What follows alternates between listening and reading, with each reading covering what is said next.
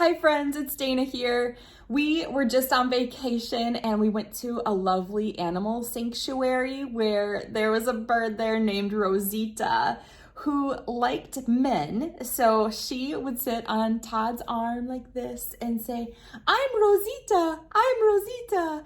And it was so cute, and it reminded me of this book I had at home, A Girl Named Rosita, which is all about a little girl from Puerto Rico who moves to America and becomes famous. She is in the movie West Side Story, which is a classic movie, and she is a beautiful dancer. So I'm gonna read this to you. It's called A Girl Named Rosita.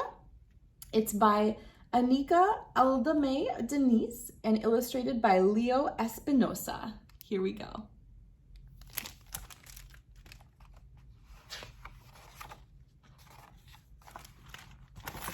Juncos, Puerto Rico in 1935.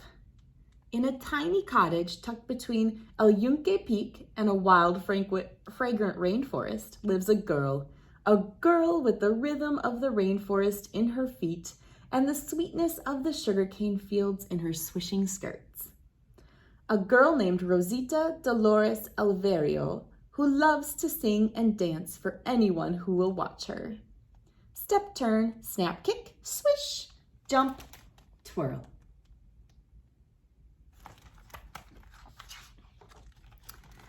Until early one morning, Mommy whispers, "We are moving to the mainland."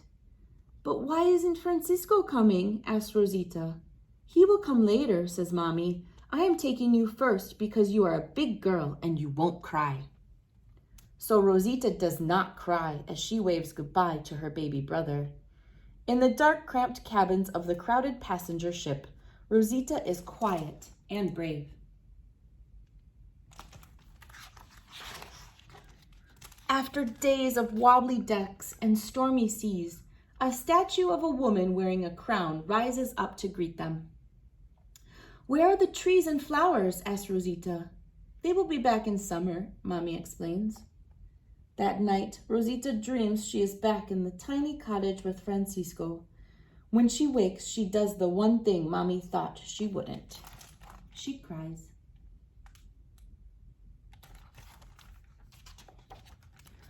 Rosita's new school is a fortress of brick, where children tease her for her accent, darker skin, and curly hair.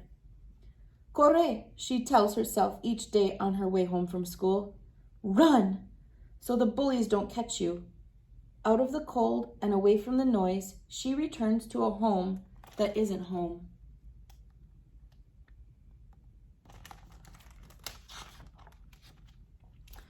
"When is Francisco coming?" Rosita asks. "Ay, hija," says Mama. "Pronto, pronto." If she only knew more Inglés, she could tell the bullies, "Déjenme en paz, leave me alone." So while Mommy scrubs and scours and sweats and sews, Rosita practices Inglés in secret.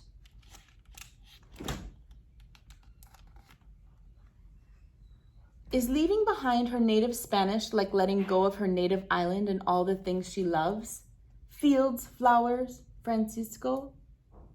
Rosita stops asking, "When is Francisco coming?"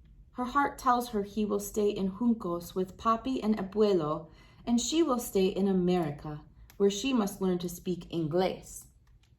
Day after day, she practices until she can speak Inglés perfectly. "I am Rosita. I am 5 years old." Just as Mommy promised, the leaves return in summer, bringing color to the concrete city. Tiny glimpses that feel like hope. Rosita smiles again and dances. At 6 years old, Rosita begins dance classes. "Paco Cancino is famous," Mommy tells her. "He is the tío and teacher of Rita Hayworth, the movie star." Dancing the Sevillanas, Rosita is a bird rising above the rooftop, speaking a language that is all hers. Forward, forward, back, back, kick, pasada. Right, swing, back, side, hold, ole. After 3 long years of lessons, Paco Cancino pronounces her ready to perform on a real stage. The music begins. Strum, strum, strum. Rosita takes a breath. Clap, clap, clap. Soon, Rosita is dancing for the troops, acting on the radio and recording Spanish versions of the hit Hollywood movies. Why not me, thinks Rosita, seeing the studio starlets sparkle on the screen. I can be a leading lady too.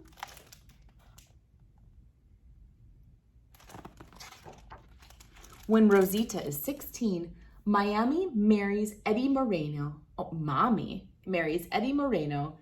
and Rosita decides she will take his name.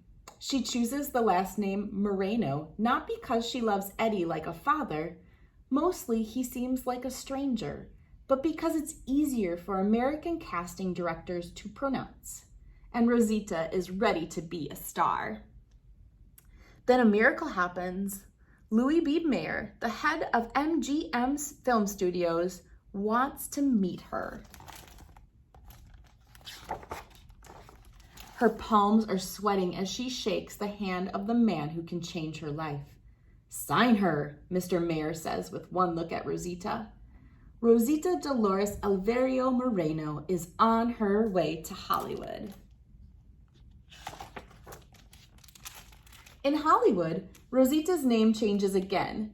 This time, the movie studio chooses Ruby Fontino, Marcy Miranda, Orchid Montenegro.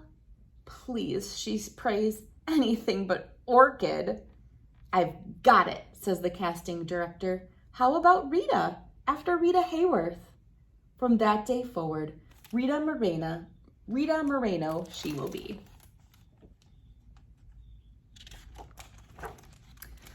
Rita Moreno is ready for Hollywood, but Hollywood isn't ready for Rita Moreno.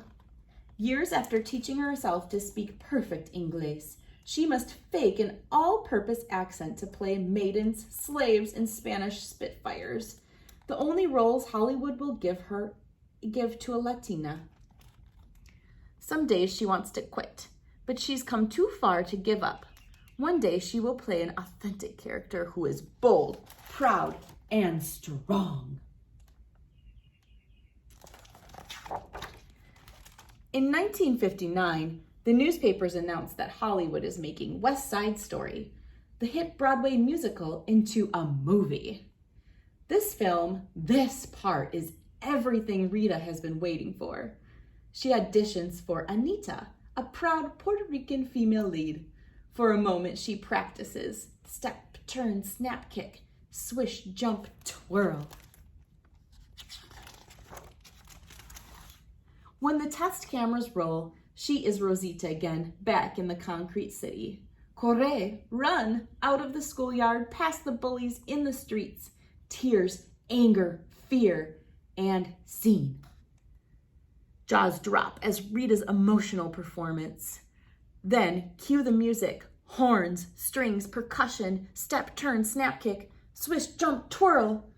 The role is hers. Rita is Anita, bold, proud, and strong. New York City, 1962. In barrios throughout the city, Puerto Ricans gather around their television sets to watch the 34th Academy Awards. No Puerto Rican or any Latina has ever won an Oscar. A sacred silence descends. A collective breath is held. Who will take home the award? May I have the envelope, please? Rita Moreno in West Side Story. She won, she did it, her fans cry. I can't believe it, says a stunned Rita, clutching her golden statue.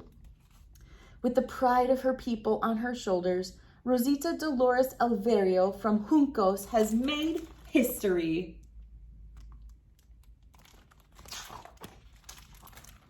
All right, friends, here's the whole timeline of Miss Rita's life. I hope you grabbed this book to read all about it. I thought it was such a fantastic story about this lovely little girl who has so much passion and spirit.